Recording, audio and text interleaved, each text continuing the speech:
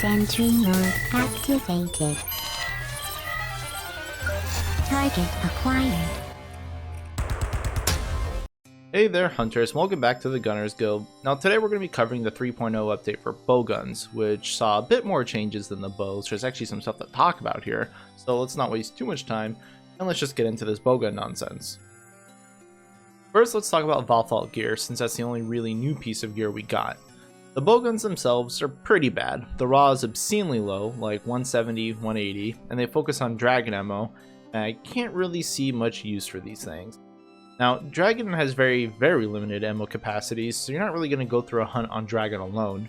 Maybe 4-player runs against Ragnarok can make use of Charged Dragon Heavy Bowgun, but I mean, outside of that, not seeing it.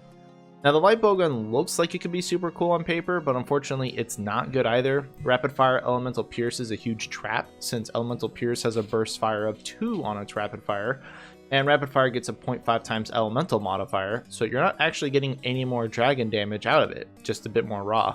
And the Rapid Fire upskill also doesn't increase your Elemental damage either, just your raw side. So, I mean, you're basically taking longer to shoot for a slight bump in raw, which kind of defeats the purpose of running Dragon, right? Now, none of its other elementals can shoot and walk or shoot and reload, and they have pretty bleh clip sizes. They're all 3. Overall, just not a great bowgun, despite having some pretty cool rampage skills. I'm just not seeing the use for this thing. The lack of raw is really hurting this too much. Now, for the Valstrax Armor, it's actually really good for raw bowguns. 10% attack on top of Resuscitate is effectively attack boost 7 on your armor, plus Resentment for the time in which you have Red Life active, plus you can definitely fit this on sticky cluster setups or Spread and Pierce as well. Now, it's got 2 level 3 slots, so assuming you have a decent charm to compensate, you can definitely get in your shot type up 3, Wex and crit boost, or artillery and attack skills for explosives. And all you need to do is take a hit, because pretty much any hit will put you under 80% as a gunner. Then you can just sit on some really nice raw bonuses. Now, the only things you're really giving up here to run this is usually some spare shot or crit eye or maybe some other utility stuff, but it's not too much. If you can keep up the Dragon Blight on you for most of the hunt, Valstrax Armor should be the go-to for raw gunning. Of course, some other niche setups like Rapid Fire Light Bowgun can't really use this, since they kind of need to, do your Rapid Fire up and shot type up skills, Slice being the exception here. But you can pair this with Eating for Heroics, and you're pretty much going to be the meta raw damage set for the foreseeable future. And I can understand why the TA Wiki put up a poll asking people's opinions on it, because it's really strong, and it is kind of the meta-defining armor for raw stuff right now. But it's only going to be like 5 or 10% better than other sets, assuming you keep it up all the time. So it's not really super crazy overpowered, it's just more for the try-hard crowd, so you don't need to worry about it for the most part. So don't feel like you're going to be forced into using Valstrax Armor, or people are going to complain that you're not super meta. Trust me, it's good, but it's not like OP good. Remember, Dragon Blight also removes all your elemental damage, save for Dragon, so we're not using this on any elemental guns, unfortunately. So with the Valstrax set equipped, Spread, Pierce, and Sticky setups can swap over to this. Just be warned though, you do kind of need a good charm. A 3-2-1 blank charm works, but you will definitely need a better charm to get some quality of life skills in. This is just going to be kind of a bare bones template for the time being. Alright, so with Valstrax out of the way, there's another topic I want to talk about before we get into the actual bowgun and armor. It has come to my attention that bowguns with shot patterns where they cannot walk and shoot have a better fire rate than those that can walk and shoot. Why? I don't know, because the data mine values don't show a difference between the two, so it may be a bug, but it looks like you can recover faster since you don't have the walk animation at all. That's about 3 frames faster per shot, which doesn't sound like a lot, but it's definitely noticeable. So yeah, a lot of people are starting to swap over to stationary firing bowguns, which is fine, but honestly, you don't need to worry about that again unless you're going like super tryhard mode. Group runs and such will definitely see this change for sure, and it will affect some of our bowgun choices going forward, but it's not really a mandatory shift. So I just wanted to put that out there, and with that out of the way, let's get into the actual bowguns. So starting with raw bowguns, let's just go down the list of our options. For normals, I mean, if you really want to use normal bowguns, I only have a few recommendations. Light Bowgun definitely wants to run Zinogre, not because of normal, but because it also has Rapid Fire Slice for backup, which is even better than normal, so I don't know why you would run normals, but you can. For Heavy Bowgun, you could do Chameleos if you want to make use of Chameleos' soul that can heal you, which is kind of cool, and it has really good status MO if you want them. Or you can run Rajang, because Rajang got an upgrade, so it's got more raw and a bigger clip size and more stickies, so yeah, overall, great fucking bowgun.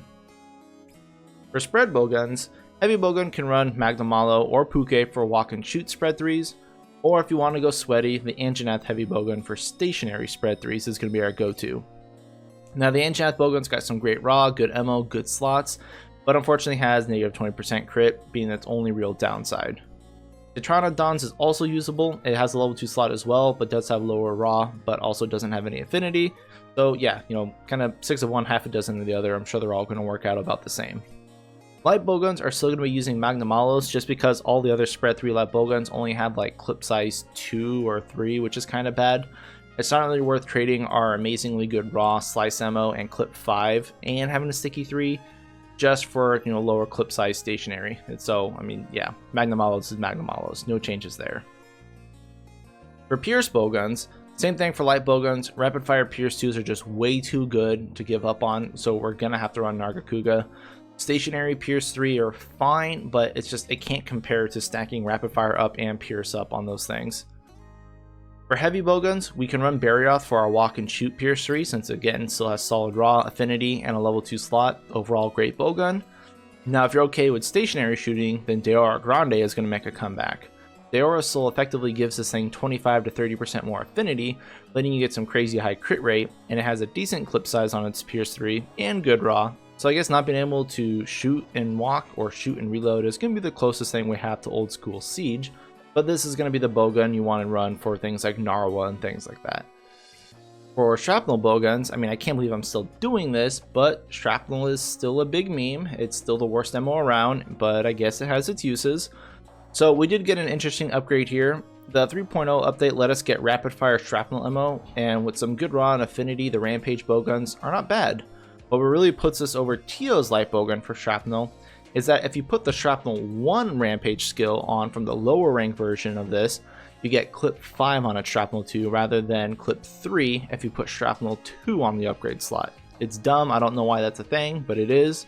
So what you want to do is get clip 5 rapid fire Shrapnel 2, which is definitely better than Tio's clip 3 rapid fire. Regardless of the raw differences, which is pretty minor, Tio's has got 18 raw over this versus 15% affinity. Again, 6 of one, half a dozen of the other. They're going to be about the same. This one's just going to be more reliable on the crits. So, bigger clip size, worth it.